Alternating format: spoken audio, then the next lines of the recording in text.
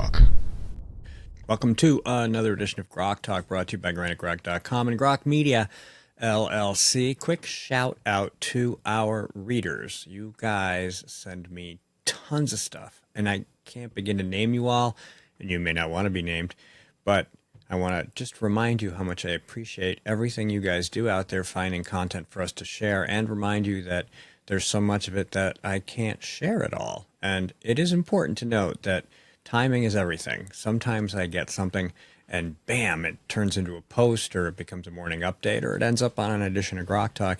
And sometimes it gets saved and stored until something else comes along from somebody else that triggers something that makes that kind of add a layer to the thing that I'm suddenly interested in. And I have to be interested in it. And there's a lot of stuff out in the world, and it just because I don't write about it or talk about it doesn't mean it doesn't interest me. I just wasn't feeling it. And I just want to let you guys know that that's no reflection on you. Thank you, especially, you guys with the memes and everything else. We really appreciate it. I really appreciate it. There really isn't any we. It's pretty much all me. But I do also want to thank the handful of authors that we have that do regularly contribute, and the handful of authors who occasionally contribute, all of whom make what you experience on GrokTALK.com possible. The other thing that makes it possible is your financial support. We're running a little behind on fundraising this year, ladies and gentlemen, and as you know, things cost more.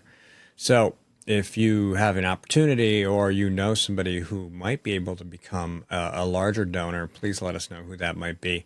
We really need to keep raising money to keep all this stuff going. Everything costs money. This recording platform costs money, editing costs money, web space costs money, bandwidth costs money, and my time, which I'm not charging much for my time. I just need enough to eat and buy beer, really. That's about it. So anyway, today is Memorial Day. We hope you are celebrating it appropriately. Hot dogs and burgers and things are nice. It's awful cold and rainy in New England, but hopefully wherever you are, you're having a nice warm day where you can go out and remember those who fought for freedom, to allow us to have the kinds of things we have today, and to use these platforms to express opinions that nobody has to agree with, but they can't stop you from talking about it. So here we are. And in this particular day, we're going to do one piece. Somebody sent me something, right, in the email, and it was a great link, and I'm going to read it to you, and I want you to ponder it, and that'll pretty much be it. And that all starts in less than 60 seconds.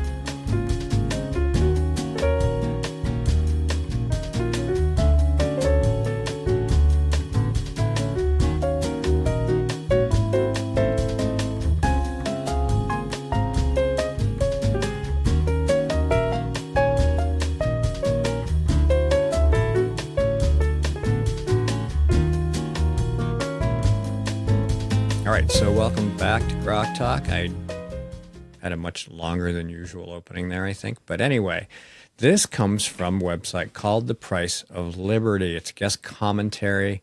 Says it's by a correspondent named Kevin Hazlett. And he has this photograph, which I'm going to share. There it was.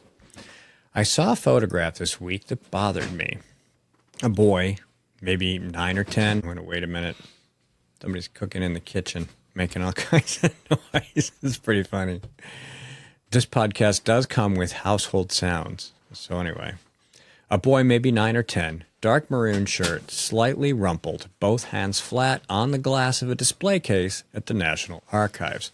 Face almost touching it, leaning in, reading a page lit from inside the case. A page covered in signatures from men who have been dead for 200 years. Not posing. Not bored. Reading. A guard in a dark uniform stands a few yards behind him, hands folded, watching the boy instead of the case. I don't know his name. Let's call him Sam. Sam is 9. Sam will be old enough to vote in 2034. Sam is trying to understand the rules the adults no longer want to follow. 4 miles away, a former vice president of the United States was reading aloud a list of things to do to that document. The recording is still up. Almost nobody watched it carefully.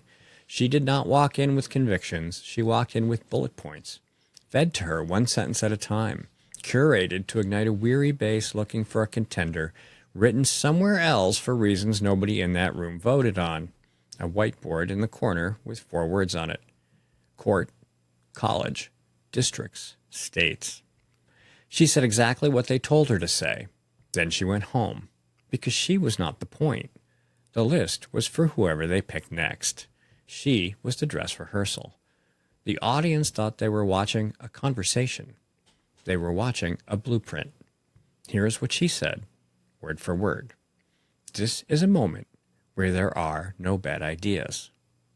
No bad ideas when the system itself is on the table. Then she read the list. Reform the Electoral College, expand the Supreme Court, replace single-member congressional districts with multi-member districts, statehood for D.C. and Puerto Rico.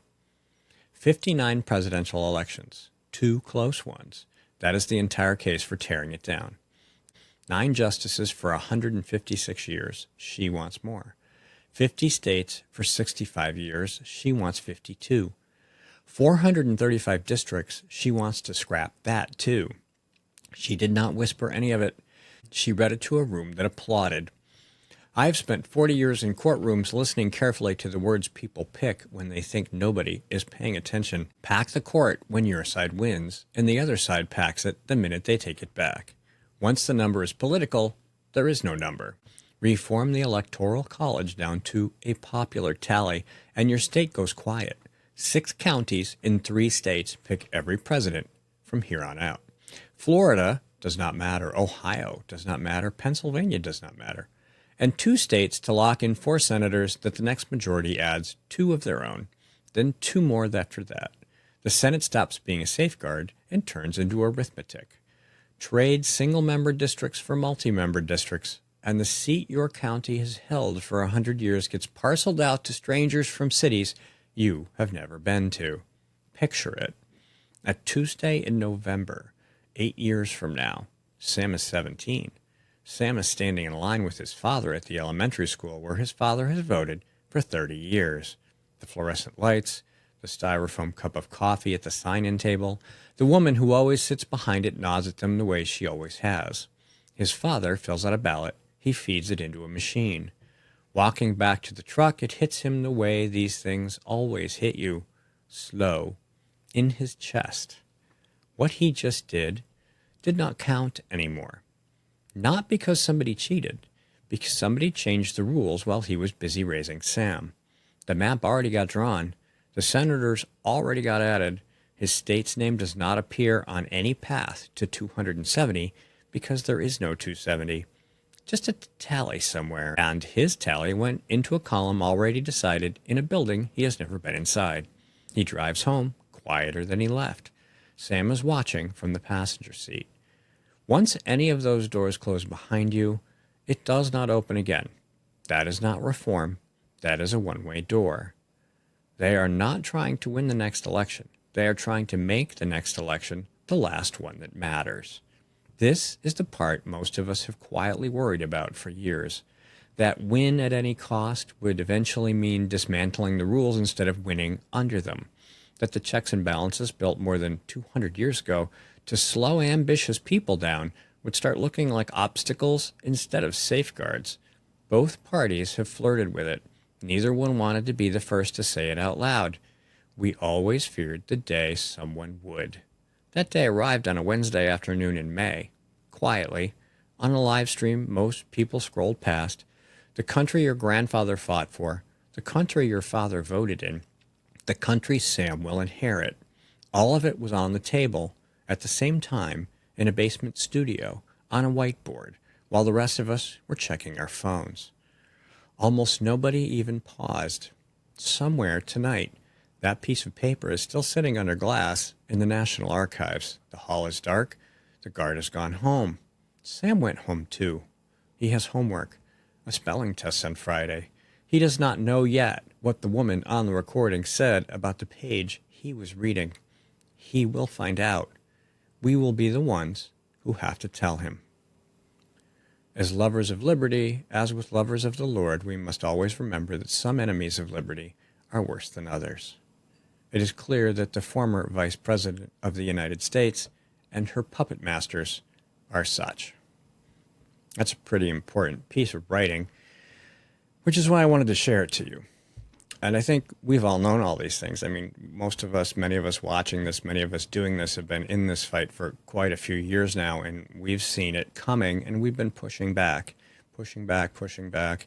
And we've had resistance from both sides. It's not just Democrats. I mean, honest to God, Republicans are the only party that has ever tried to get me fired for writing about Republicans because they didn't like it. Democrats call you names. Sometimes you get death threats. Those are pretty rare for me, but it is implied on occasion.